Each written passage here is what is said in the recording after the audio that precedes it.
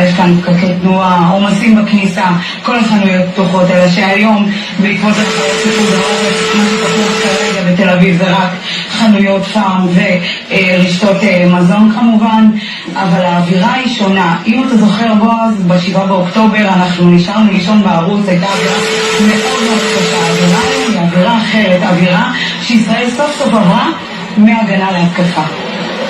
כן, אבל צריך עדיין לקחת בחשבון